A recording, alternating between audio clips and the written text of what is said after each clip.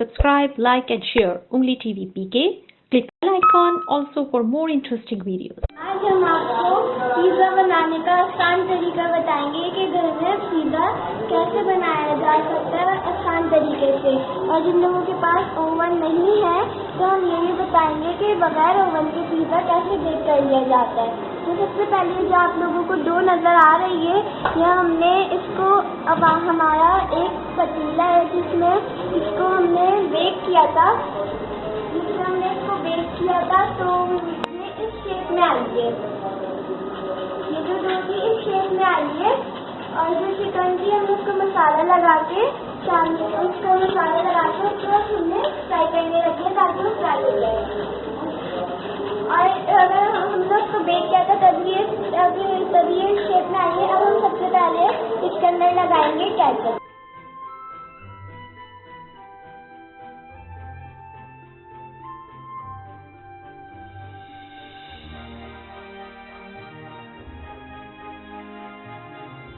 हर चीज़ हमें लिमिट में लेनी होगी तभी टेस्ट अच्छा आएगा। हाँ, थोड़ी सी कुटी हुई मिर्च,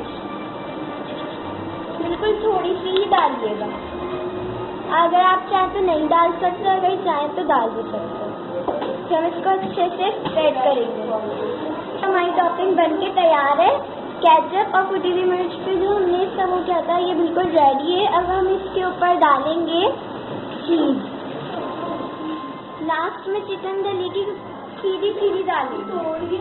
देख सकते हैं कि ये तैयार हो चुका है। हम इसकी टॉपिंग के लिए थोड़ी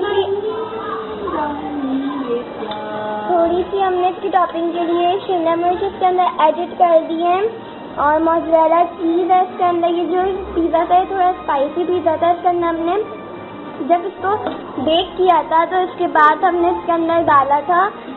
बेक करने के बाद हमने सबसे पहले इसके अंदर ऑयल लगाया था ताकि वो चिपके ना बेक होने में। क्योंकि जिनके घर के पास ओवन नहीं होता तो हम